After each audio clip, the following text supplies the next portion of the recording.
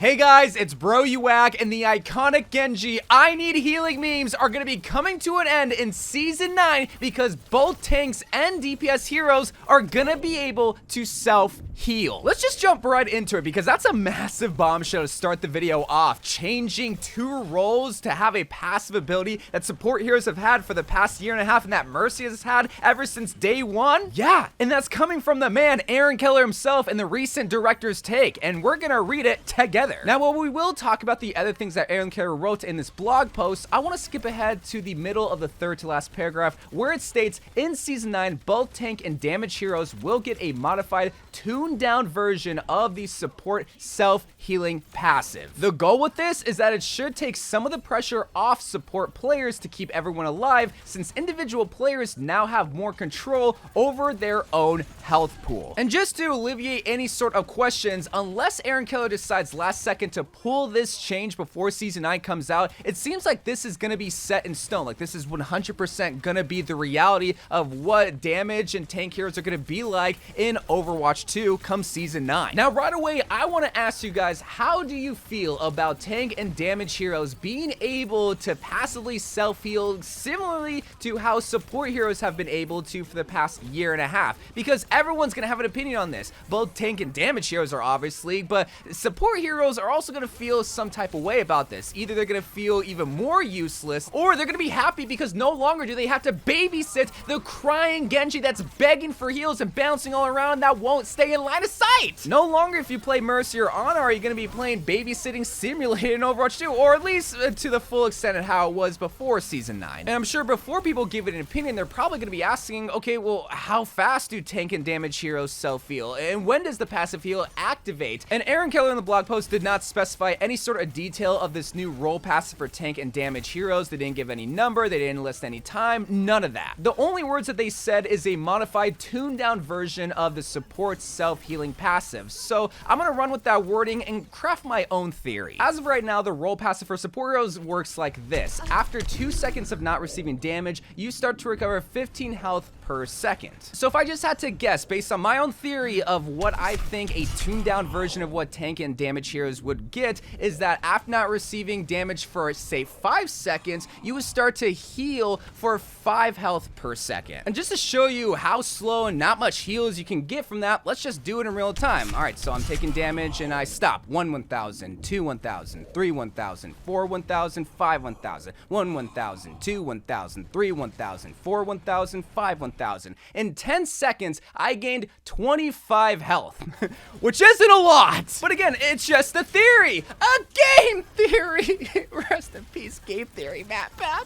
Now, if it works like this for both tank and DPS, this could maybe be good for damage heroes, but for tank, this is literally gonna be peanuts. But at the same time, it's also additional peanuts on top of the role pass that you get for tank. But if I had to take a guess, is that tank heroes will probably receive more passive heals after a certain time compared to damage heroes because of the bigger health pool that they have. But no matter the amount of heals and how long it takes for this passive heal to activate, I feel like tank and damage players are gonna like this change because, well, now they don't have to rely on their trash support player to heal them whenever they're missing their shots on Ana, or when Moira is just off DPSing, or when Lucio is being Reddit. They don't have to worry about not getting heals because, well, if they're not taking damage, they can heal. Plus, on top of that, you also have the health packs. But I feel like support players are either gonna really love this change or really hate this change. A lot of them will probably really love it because they no longer have to play babysitting simulator with the Genji that won't stay still and in line of sight, and the tanks that are just off doing their own thing. But the support players that actually play with good teammates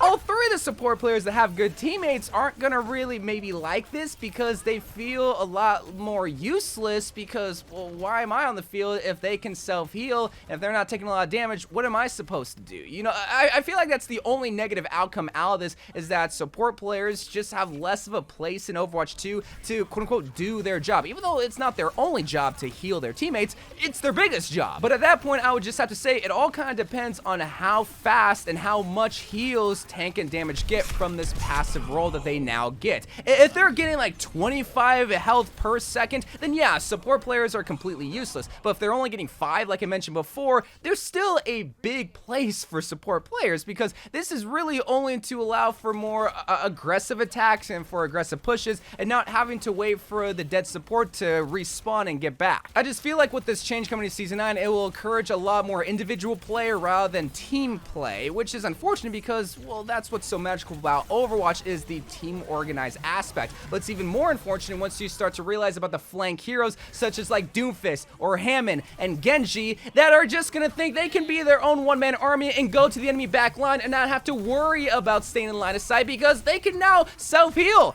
Maybe not a lot, but they don't need their support. And that's probably what's going to happen, especially for Genji and Doomfist players. They're just going to go in the back line and maybe not die a lot, but they're definitely not going to be getting a lot of kills because they think, well, I can just hold back, self-heal, get away. Okay, I'm good to go, kill them some more. Oh, wait, I just got shot in the knee. Okay, let me just hold back for a little bit. Okay, I'm going to heal. Okay, I'm going to go again. Oh, I just got shot in the arm. I got to go. That's exactly what's going to happen with Genji players. So, I don't know. Let me know what you think about this change. I feel like it's going to be good, but I do feel like there's going to be some growing pains, like what I mentioned at the very end there with like Genji's just flanking and not staying in line of sight of their supports. They're still there to heal you, so let them. But let's talk about the other things that Keller mentioned in this blog post. Even though he didn't go in depth with talking about him, he still mentioned that the future of Overwatch 2 is going to look completely different compared to the game that we're playing right now by changing things like moment-to-moment gameplay, like with adding the role passive to tank and damage heroes, change the competitive system like what we already know with Season 9 with how we get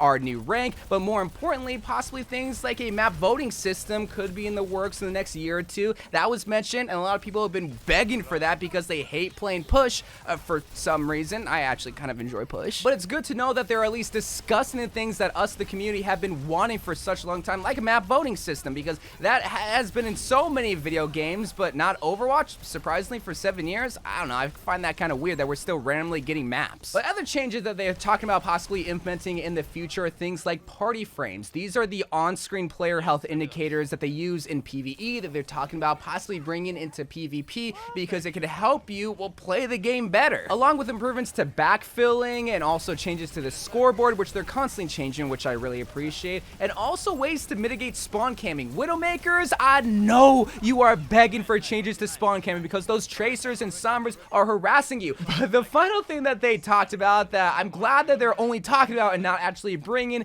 is an ally-only mini-map feature, which this is not Call of Duty. We don't need a mini-map. We can see everything through the walls. We can see our allies where they're at. It's fine how it is. But it seems like party frames is actually going to be shipped, unlike a mini-map. And again, please don't bring a mini-map. We don't need more clutter on the screen. But besides the theory crafting from Keller, the other things that he mentioned was Quick Play Hacked is finally live, which, by the way, if you haven't seen my Quick Play Hacked video where I explain the times and the changes to the Quick Play maps and objectives, go check that video out because it went into depth of how the time is going to work. But apparently we have one more of these types of changes coming at the very end of Season 8, and those are all of the changes that are scheduled to come out for Season 8, but also more importantly to Season 9. And again, be sure to check out my Quick Play Hacked video and comment down below how you feel about these passive heals getting added for tank and damage, because it seems like it's happening whether we like it or not. But until then, I love you guys. Thank you guys for watching. More Overwatch 2 videos to come, and bye.